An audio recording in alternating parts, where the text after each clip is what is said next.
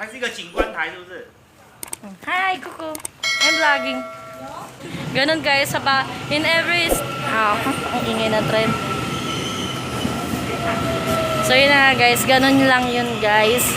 In every train station na mapupuntahan nyo dito, kahit pumasok kayo sa mga iba't ibang store, kung saan, saan man, kailangan na ganun, check-in temperature.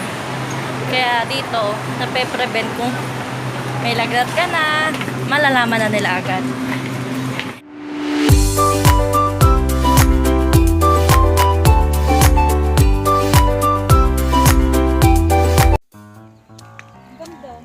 So, hello guys, we're here at the Yon. Kita nyo yun? So, ayun, napakainit lang.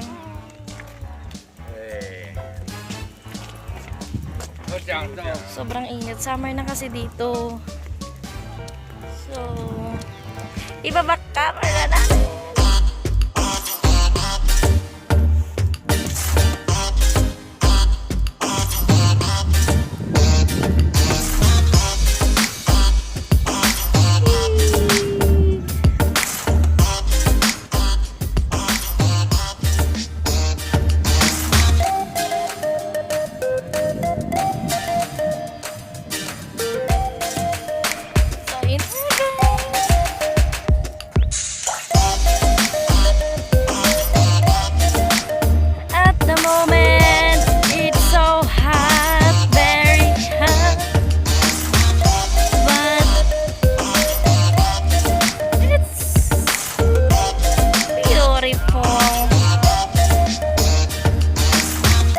Napapa-English ako guys kasi trip ko lang.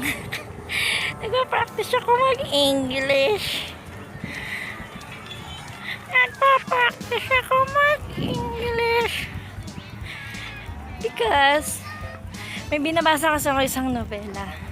Ang title niya is My Husband Warmed the Bed. Ang ganda ng story. English. So, ayun. While I'm reading, parang na-adapt ko yun. So, maganda talaga pag nagbabasa-basa ka ng mga ganun. At least yung accent mo sa pagsasalita, yung ano ba, magkaroon ka ng dagdag kaalaman. Mahilig naman ako magbasa, pero kasi di ba pag nagtatrabaho ka, no time ka na. Yung nag-appear yun sa Facebook ko, binasa ko. Natuwa ako. Ayun. Nangangalahati na ako sa episode. But, wait tayo sa story na yan because we're here at the moment.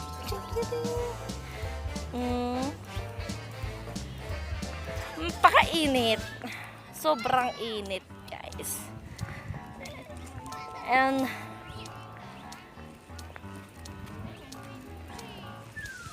masisira ang beauty natin kung wala tayong face mask at wala tayong cap.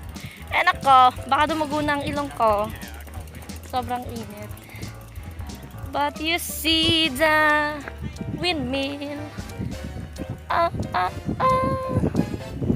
First time ko dito guys, pero I don't know. Maganda man siya.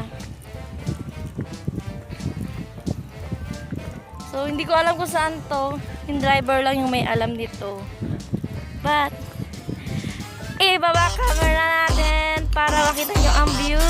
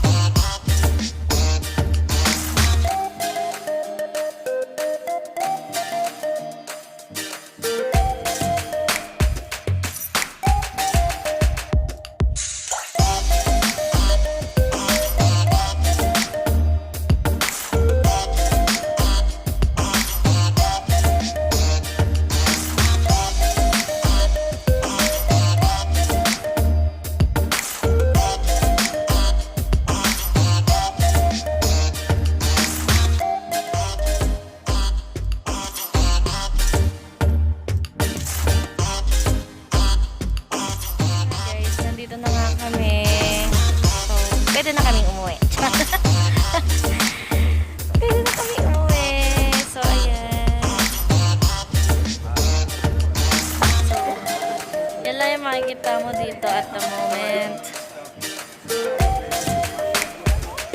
I will go here and see. Ganun pa rin. Same view. Nagkaiba. Oh. Pag stress ka, pwede ka pumunta dito. It's good to be here. Aakyat tayo dito sa upstairs. So, titingnan natin kung ano pinakaiba sa kanilang views. Okay, ganon din. Same view as like as before.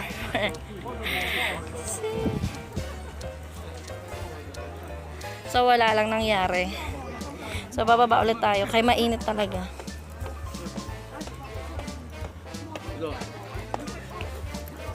So, ayun. Nagsasabi na akong balik na tayo sa car. Balik na tayo?